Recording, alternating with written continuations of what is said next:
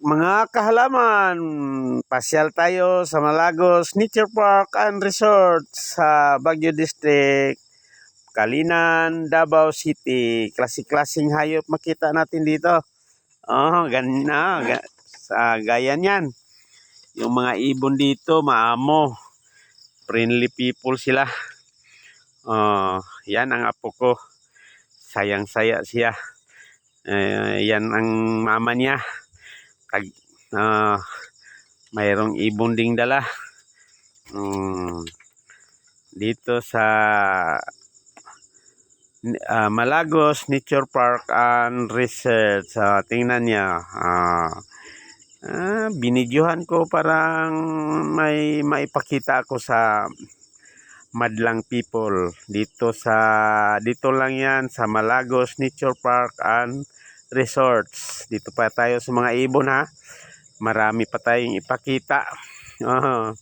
Hintay lang kayo mga kahalaman sa mga susunod kong mga video. Ayan. Sayang-saya pag nandito ka. Yung mahilig sa mga ganyan. Yung mga bahay sa ibon, klase-klase. Sundan nyo mga kahalaman. Pag gusto nyo yung pamasyal dito, sa inyo yung budget sa pamasahe, punta naman tayo sa ibang lugar. Masabi ko lang mga kahalaman na mga ibon dito hindi tinatali, hindi kinulong. Sundan natin yung apo ko. Lakas sumakat. Tingnan, yun ang mga ibon dito. Kung saan lang sila lumipad, pero nandito lang sila.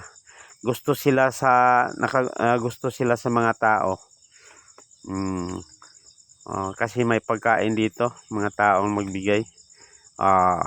Kita ko sa inyo ito, gaya nito mga kahalaman. Isang ibong ito, pakita ko sa inyo na hindi sila itinatali. Parang itinatali, palapitan pa natin mga kahalaman. Hindi lumipad. Lapitan pa natin konti. Yan, maamo, lumipad na. Yun ang mga ibon dito. Hindi na ikulong, hindi itinali. Kusa lang silang namamasyal dito. Kasi maraming punong kahoy dito.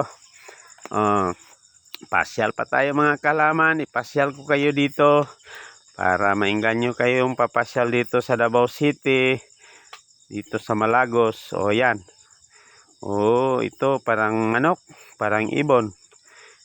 Stress siya mga kahalaman. Hindi pa kasi niya naabot yung 60,000 miles. Hindi pa niya naabot. Stress siya. Gaya ko rin, hindi pa naabot. Ayan, daming tanawin dito mga kahalaman sa Malagos Nature Park and Resorts. Sundan nyo lang ako. Pakita ko sa inyo, mayroon pang mga ibon dito. Ipakita ko sa inyo na kusa silang lumalapit ng tao. Ito mga kahalaman, bili ka lang ng pagkain ng ibon, kahit 20 pesos. Ilagay nyo sa kamay nyo. Itaas nyo lang kamay nyo, lagyan ng pagkain.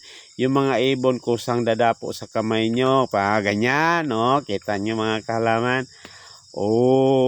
Maraming ibon dadapo basta may pagkain sa kamay nyo. Ayan, tulong-tulungan. Yan, ubos na yung pagbali 20. Ubos yung 20 mo. Pero yung saya mo hindi na ubos, di ba? Kita mo yung mga ibon. 20 mo ubos, pero ang saya mo, dinarama mo, nadama mo, ay hindi na ubos. May ikikwento ka sa mga kamag-anak mo nga ganito pala dito. Sige na kalaman, punta na kayo dito. Ang ganda ng ibon. Hindi mahilap sa tao. Hingi pa siya ng 20 para makakain daw siya. Punta na kayo, dala kayo ng maraming 20 para busog yung mga ibon dito sa Malagos Nature Park and Resorts. Punta naman tayo sa ibang parte ng Malagos mga kahalaman. Yan. Sundan nyo lang yung video hanggang matapos. Tingnan natin yung taong to. Anong ginawa niya. Ito yung may-ari sa bahay kubo. Mga kahalaman. Tingnan nyo itong tao nung ginawa niya. Ayan, na-scam yung mga isda. Akala sa mga isda may pagkain siyang dala. Kaya yung mga isda dito, pag may tao lumalapit, akala nila may pagkain. Na-scam yung mga isda. Na-scam sa tao. Yan, ganda pasyalan dito mga kalaman.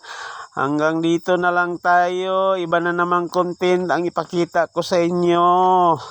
Mga hayop.